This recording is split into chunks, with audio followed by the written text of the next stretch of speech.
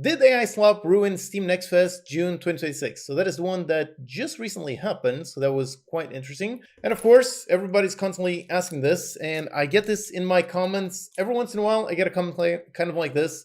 It's either saying, AI is here, it's going to destroy everything, so there's no point in learning programming, or Steam is basically impossible now because so many AI games are going to come out, and it's going to be kind of like that. So basically, there's a combination of those kinds of comments that I always get.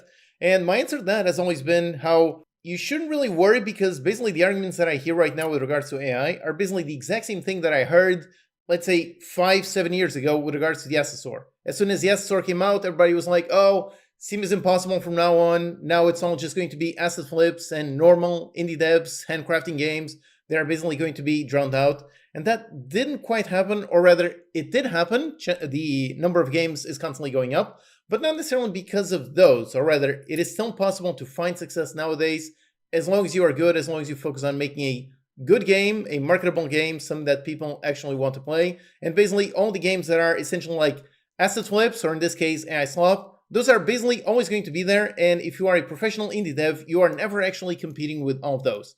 If you are making games properly, professionally, if so, then the level of quality that you should be hitting should be high enough that all those games at the bottom, all those games that are asset flips, AI Slop, or basically just hobbyists, someone's first game, in theory, you should not be competing with those, so it doesn't really matter if there are 10 of those games or 1,000 of those games. In theory, that really should not matter. That's always what I say, but as always, it's nice to have some numbers to confirm or validate that I do know what I'm saying. So it's nice that Chris over here did a really nice study and has a bunch of really accurate numbers that basically say exactly what I've been saying, which is no need to worry about it. There are some changes. There are definitely more games. There will constantly be more games. But as long as you are making games professionally, as long as you're trying to hit a certain level of quality, because that basically, it doesn't matter how many games exist on that bottom tier, because you are not actually going to be competing with those. So here, did AI Slop ruin Steam Next Fest? And let's see what exactly are those. So basically, the core thesis, yes, there are definitely more games on the Next Fest, more than ever recorded in history. Over 4,000 games, that's an insane amount. 4,000 games on just one Steam Next Fest, that is a genuinely insane amount. And again, that one is going to continue increasing. But again, chances are you're not competing with those. So let's continue. But there were definitely lots of complaints of AI Slop. I've definitely seen that in my own comments for the past few months. So a cry that everything has changed, that seems now is possible. But thankfully, the data doesn't quite say the same thing. So over here, Chris always does a bunch of really nice analysis on Steam Next Fest. So I always recommend his blog, and I will continue recommending it just because data that he has is really awesome. And basically here he asks, so what did I learn from data? And basically the AI Slop didn't hurt most developers. In fact, middle class developers actually did better in the June as opposed to the February Next Fest. That's awesome. That's great news. And small games going to Steam Next Fest with under 1,000 wishlists, they were hurt. They did seem to be drowned out by the slop pile. Statistically, success is slightly more correlated with games that had good momentum than lots of wishlists. And there's no evidence that regular Steam players being scared off by the first 2 days of slop. So those are some 4 very nice, interesting takeaways. If you want to find success nowadays, you definitely need to participate in Steam Next Fest. So it is nice to know what are the current best approach for Steam Next Fest. And here specifically talking about the momentum and how that is important. Then talking about how AI Slop, that is not important. Starting wishlist, that is important. The first 2 days of slop, that is not important. So very nice to learn all of this so you know. But essentially, slop did not stop the fun. So that is really nice. So over here, we've got a graph showing the wish list they had before Next Fest. So we've got this is for the February 2025, February 26, June 26. So basically the last, actually it doesn't have data for June 26, I wonder why, but so data for 3 separate Next Fests. And basically before there's quite a lot of variation. So quite a lot going between 300 wishlists and 700 wishlists. And then all these games going before and after. So all of them have quite a lot of wish lists. Wow, look at that. Games with over 100K pre-Next Fest wish lists, and they got this much. So that's actually a pretty massive amount. And it's interesting to see how the numbers actually change quite a bit. I don't know, I guess technically for those. So essentially, if you are entering Next Fest with under 1,000 wish lists, this is basically how many wish lists you can expect to win during this Next Fest. So if you went into February 25 Next Fest with under 1,000 wishlists, you would get between 300 and 700 wishlists. And on this latest one, you'd get between 160 and 500. So in theory, that seems to be worse. Again, that's probably because of all the AI Slop, because of all the asset flips and all those things, those are all basically competing at the bottom. So if you are also at the bottom with your own game, then yeah, things are going to be quite a bit more difficult. But hopefully you are not actually on this level. If you are making a game actually professionally, if you are trying to make an actual effort of making an actual good, proper game, if so, you should definitely go into Steam Next Fest with a lot more than 1,000 wishlists. So you should be at least on this tier, if not on this tier. Obviously this one is very difficult, but at least on this one, you should be going into Next Fest with at least, I don't know, I guess I would say like 5,000 wishlists, something like that. And if you do that, then yeah, on the February 25 Next Fest, you would expect to get between 900 and 2.5k wishlists. That's pretty nice. On this one, between 500 and 1.7, so actually a little bit lower. But on this one, actually quite a bit higher. So over there we can see, I don't know if that's the average or the median, but yeah, 1.5, 1, 1.2. So basically if you go into Next Fest with, let's say, 4,000 wishlists, you can expect on average to come out of it with about 5,000, maybe 6,000 wishlists, which again would be quite nice. So that is basically why usually you have the general goal of trying to get 7,000 wishlists. And in order to get that one, so basically if you go inside Next Fest with about 5,000 wishlists, chances are you come out of it with about 7,000, and then you can launch and then hopefully find quite a bit of success. But yeah, it is interesting to see over here the stats, and of course then the stats for above 10k, which if you have over 10k wishlist, you are definitely doing quite well. So that is quite something. And 100k, that is insane. And over here the numbers are basically all over the place. These numbers, these games that reach these levels, they are definitely crazy, definitely quite insane. So yeah. Are wishlists still that important? Yes, they are. Insanely important. High intent wishlists would be better. Well, you can't really tell. So you can only, in theory, yes, of course, high intent wishlists are the most important thing, but you can't really tell which ones are high intent versus low intent. You can look at the total number. So yes, looking at the total number, they're still very important. You just want to increase that number as much as possible. Although, of course, high intent, because the whole point behind a wishlist is to eventually translate into sales. So yes, of course, you do want high intent wishlists. But since you can't really pick and choose what wishlist you get, so just aim for basically getting the most amount of wishlists as possible, and hopefully most of those will actually be high intent wishlists. Yeah. So essentially based on wishlists, so for all the buckets above 1,000 wishlists, median game did better in June than they did in February. So that's nice. It seems that things for the middle class developers actually quite a bit better. And again, the whole point is if AI Slop was an issue, then you would have seen basically over here this one tanking. And it really did not tank. We can see the numbers over there. That one is slightly better. That one is slightly better. Even that one is slightly better. So yeah, those are quite a bit better. They are worse than the February 25 one. I assume that is just because the massive amount of increase. I'm pretty sure nowadays, well, actually, I don't know how many games there were in February 25, but definitely quite fewer games compared to now. But yeah, so essentially right now, the blue line, that one is quite a bit better than the gray line on pretty much all of those, except for the under 1,000. So the effect of all the AI Slop, all of those AI tools and so on seems to be, yes, there are quite a lot more games. And if you are a professional indie dev and you don't manage to get 1,000 wishlists, then yes, you are going to be buried. But hopefully, if you are a professional indie dev, hopefully you are actually competing on a tier quite above that one. So you shouldn't be encountering this result. Instead, you should be encountering some of these results, which are actually generally better. Yeah, so by comparison, so you also add the February 25 numbers, which were the strongest I've seen in all my years.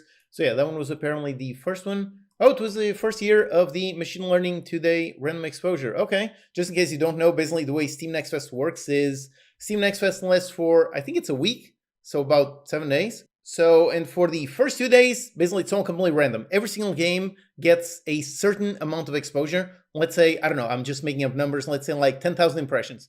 Every single game guaranteed gets 10,000 impressions, regardless of whether it's a really great game or a really terrible game. Doesn't really matter. All games get that same level. But after 2 days, basically the algorithm learns, okay, which games are players actually downloading and playing. And basically by day 3, it actually sorts out the actual algorithm. So games that are doing quite well, they jump to the top of the charts. And games that are basically just someone's first Flappy Bird clone that nobody's really going to play, that basically just goes down to the bottom and just gets buried forever. So for the first 2 days, Steam Next Fest is very equal. Everybody gets the same amount of exposure, or at least the same floor of exposure.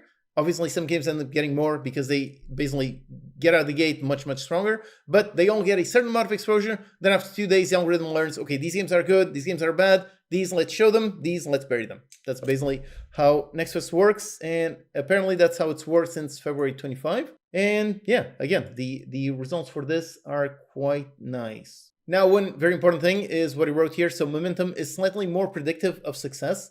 That is actually very interesting. This is something that I've read about quite a bit, so it's nice to see some actual numbers to it. And momentum, in case you don't know, or wishlist velocity, that is how many wishlists do you get basically in the 2 weeks before Steam Next Fest.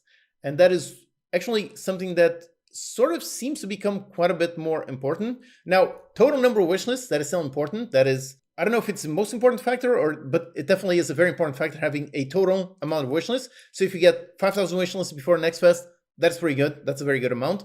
But perhaps more important than that is wishlist velocity, which is how many wishlists you get on the time running up to Next Fest. So let's say on the 2 weeks before Next Fest, if you enter Next Fest with 5,000 wishlists, but on the last 2 weeks you only earned 100 wishlists, whereas another game also enters Next Fest with 5,000 wishlists, but that game in the past 2 weeks actually got like 3,000 wishlists. That one has much higher velocity, much higher momentum, so that one will actually get quite a few more visibility on Steam and will likely do quite a bit better. So even though both those games, they both entered Next Fest with 5,000 wishlists, because one of them has much higher velocity, that one is actually going to get quite a bit more visibility during Next Fest itself. So that is essentially it. But yeah, like it says here, but don't react and say wishlists don't matter anymore, because of course they do. Both momentum and total wishlists, they are correlated too. So over here, I randomly picked the number of 3,000 wishlists as a pretty good number of wishlists to earn during Next Fest. Okay, there's nothing magic, just a good number. Okay, great. I used Cloud to generate this predicted probability grid of what it would take to reach 3,000 wishlists based on how many wishlists the game had before Next Fest and how many 2-week momentum wishlists. Okay, interesting. So this is the base amount of wishlists the game had before Next Fest. That is the momentum, how many wishlists it had on the 2 weeks leading up to it. And this is basically seeing the probability of that game reaching 3,000 wishlists just on Next Fest. And yeah, basically the more momentum you've got, the more red it actually becomes. So if you enter Next Fest with just 100 wishlists, but you got no momentum, basically zero chance of getting 3,000 wishlists. But if you got a momentum of 10K, meaning if you entered Next Fest with just, I don't know, what is the base? Okay, I'm not sure. But yeah, basically if you've got very high momentum, if you get quite a lot of wishlists before Next Fest, on 2 weeks before leading up to Next Fest, then yeah, at that point, your odds of getting 3,000 wishes are quite a bit higher. So essentially this graph over here shows just how important momentum is, how if you have a high amount but very little momentum, it is not going to impact as much as if you have obviously high amount and very high momentum. So basically how many wishlists you have leading up to Next Fest, that is very, very important. So that should be a very important guide for you as you are thinking about your marketing efforts. Try to have some interesting marketing beats on the time leading up to Next Fest so that you find as much success as possible during Next Fest itself. Over here, so basically the safest bet is to have both a lot of wish lists and to get a lot of wish lists on the 2 weeks prior. That is basically it. But yes, definitely do not interpret this as if to say don't need to earn wish lists anymore, momentum is what matters. Nope, obviously both of them do matter. So get a lot of wish lists before Next Fest and then actually get quite a lot of momentum before on the weeks leading up to Next Fest, and in turn you will actually have quite a lot of success during Next Fest itself. Now in terms of, again, the AI Slop, players are not scared off by Slop. This is actually very interesting because the concerns about AI Slop or AI-driven games, that concern is applicable to both developers. Developers are worried about that, being overcrowded by AI Slop games. But players, technically, they could also be concerned with that. They might be concerned about things like, something that I've seen people concerned with is talking about like the console market in the US in the 80s, where basically a lot of trash games were coming out and basically players lost confidence in the industry and the whole industry literally crashed. Like from 1 year to the next, it dropped like 80%. That was insane. And then Nintendo came out, actually started making some proper quality games and basically recovered. But yeah, so that is, in theory, one potential concern is with so much slop, players are going to lose confidence in the quality of the games they can buy from Steam, and they are simply going to stop playing games altogether, and that is basically going to be the end of everyone. But again, thankfully, that also does not seem to be the case. Players are not scared off by slop. So over here, Chris talks about that, about Steam shoppers will see a lot of crap and be scared away and won't come back the following day after the algorithm has hidden the slop. Again, going back to how Next Fest has those first 2 days where you see literally everything, including quite a lot of trash games, and then after that, things sort out. And over here, we can see the actual total daily impressions from Steam Next Fest. And basically on this, you don't really see that. You do see, okay, Steam Next Fest starts, and then on day 1, I guess on day 2, quite a lot of success, quite a lot of impressions. Then on day 3, where we still have quite a bit of slop, that one starts to go down. But then Steam actually sorts out, and the actual proper games, they actually rise to the top. And the games that are basically just AI slop and so on, they rise to the bottom. and essentially nobody ever sees them. So yep, impressions go up and players continue finding and continue playing all sorts of games. So yep, basically goes kind of like that. So essentially from this graph, yep, there's no evidence that Steam shoppers were scared off. In fact, the number one day for impressions was day 4 of the number one day. The best day was actually day 4. So yep, players are definitely not scared of Next Fest, even though Next Fest continues getting more games, and quite a lot of those games you could argue are lower quality games. It doesn't really matter. Players, they still want to play games, they still go to Next Fest, and they still do. So basically this is the fear that theory would suppose, which is if players were afraid of all the slop, they would see all the slop and they would stop getting impressions because players would quit and they would not go into Next Fest. They would not see all the games at Next Fest, but that is not the case. Next Fest starts, quite a lot of slop happens, players see, the slop gets buried, the good games go to the top, and Steam players, they continue going. So all those theories of the repeat of the 1980s console market happening right now on Steam because of AI Slop, asset flips, and so on, nope, thankfully, that is very much based on data. Nope, that is not going to happen whatsoever. So yeah, all these stats are definitely quite interesting, yeah. Stats and Next Fest, yep, still very, very powerful, yep. So Chris writes, so my theory is that yes, day 1, 2 is a slop fest, but comparatively fewer people are on Steam during those days. Yep, people browsing day 1 and 2 are just the diehard super Steam fans. Yep, that's definitely true. YouTubers who make videos complaining about slop, journalists who write articles complaining about slop. Yeah, of course, there's an whole industry complaining about the slop, even though, again, looking at the numbers, that is not an actual problem. Yeah. And Steam market researchers who sell courses, those diehards, or sickos if you like, are people who sort the slop. They are the tastemakers. And then the normies sign on Thursday night. They see the big banner, check out a perfectly curated Steam Next Fest. So yep, players do not get scared. They don't actually end up seeing all the slop games. They just see really awesome games that come out basically on every single Next Fest. Yeah. Steam Next Fest runs just like a rock concert. The first hour or two usually features an opening act, often of questionable quality. Most concert goers know they should show up later to skip the opening act and only see the headliner, but die-hard music fans might catch an up-and-coming band. Yep, that's actually a really nice analogy. So yeah, if you're the kind of person who wants to see what is going to be hot on Steam in the future, if you want to be a sort of tastemaker, then it does make sense to actually go into Next Fest on the first 2 days and try to see literally everything that is coming out. And then after a while, you can basically upvote with your playtime, see, okay, this game looks really good. Let's see that it gets some more visibility. This one doesn't. And then eventually, by day 3 and 4, the algorithm itself has already sorted out, okay, these games are great. Let's put them to the top. These games are not good. Let's put them to the bottom. So essentially, after all that, did AI Slop ruin Next Fest, the June 2026 edition? And the answer is nope. It is the strongest it's ever been. Things are actually quite a bit better. The middle class games, they actually did much better. The only games that were hurt are games with under 1,000 wishlists. But again, if you are a professional indie game dev, you should not be going into Next Fest with 1,000 wishlists. So this issue should not actually happen if you are making a proper game that is meant to actually find success. If so, you are not really competing with the bottom layer of games. So nope, this is not a concern. And momentum is actually quite a bit more important nowadays than it was previously, or it seems to be quite a bit important. Both are important, both the total number of wishlists and the momentum. And yep, thankfully, there's no evidence of Steam players being scared off by the first 2 days slop. Nope, players still very much enjoy Next Fest. They play Next Fest, and for the most part, that is still a very, very impressive festival, something that you should do.